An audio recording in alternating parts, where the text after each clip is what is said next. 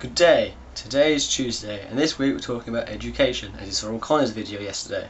I won't be talking about it with a higher purpose. I'm just going to be talking about the simple and unfortunate situation of exams. I'm not sure how it's like in America or other countries, but in Britain they kinda suck. As someone who's getting their exam results in 2 days, I'm pretty scared. I mean, I need to get the results so I can get into sixth form, then I can get into university after sixth form, and then hopefully get a really good job. Or that's how I planned it so far. I don't know what I want to do in university or my actual job, but, you know, I've just got to hope it goes alright. And generally I'm going to be talking about how exams just aren't perfect. Like, you'd expect that a system that we use every year to determine the future of the next generation, that it would be a pretty good system. There are different exam boards with different styles of questions, and some of them are easier than others. Well, I'm not going to be naming any of the exam boards. One exam board that I had a test for, all the questions were tick the boxes. Now I recognise that these are quite common questions in America, but in Britain they're not very common at all. I mean, most of our questions you actually write an answer, but ticking a box I feel is unfair, because people who haven't revised for the test get more of a chance, and the people who have, if they're ever so doubtful, they could get a worse off mark.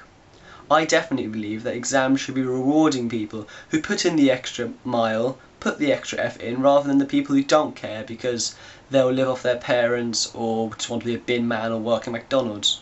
From what I've experienced from exams, they're scary. You sit in a hall about 100 people. You're not allowed to even look left without someone accusing you of cheating. You're barely allowed to bring a bottle of water in. It's all just a bit over precaution. I can understand why they put these precautions in place, but they can just scare people. Anyone with a nervous disposition might not even be able to take exams properly because they're too afraid of what could go wrong if they look left or scratch their back. They could be signing to someone that they know the answer to question 3 is 124 times 5 equals 17. Even though that's not right. I'm not very good at numbers. And I'm doing maths A level.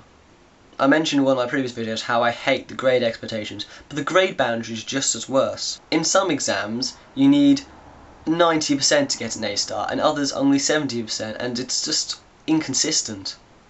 If an exam board don't get enough of a specific grade, they move the grade boundaries up and down so that they get that quota. But that can mean there can be a surplus of high grades, which means universities and just people don't take that grade seriously, even though it could have just been a lot of people doing well, but more people have been moved up because they didn't feel that there was enough. Or perhaps lots of people did well, and because of that they have to move all the grades down because they didn't think it was fair. I also think exams need to be less specific.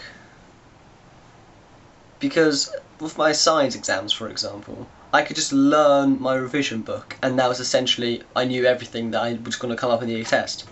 But then again, this makes it too easy for people who don't want to put enough effort in. If you make what's going to be on the test vague and have to have questions that actually make you think, and you've got to think about what you've got and use different processes to get an actual answer, it will help people learn in an exam, which is kind of bloody useful, and also it will punish the people who didn't do work. And that's probably my biggest tripe about the exams, I suppose. I'm someone who puts an awful lot of work in, like, won't go out to see my friends, won't do anything because I'm too worried about my exams and I'll be constantly revising. But I can do bad because of how exams are set out. That's just stupid. Shouldn't I be rewarded for all my extra work? Obviously not. I'd hope that the exams got sorted out soon, and I'm probably not the right generation for it, but hopefully the next generation will have a better off school time, I suppose. Anyway, that's enough of me rambling about exams. I don't want to talk about it, because the more I talk about it, the more I think about my exam results, and then, oh my god, I'm gonna fail. I just wanted to do well. I just wanted to do.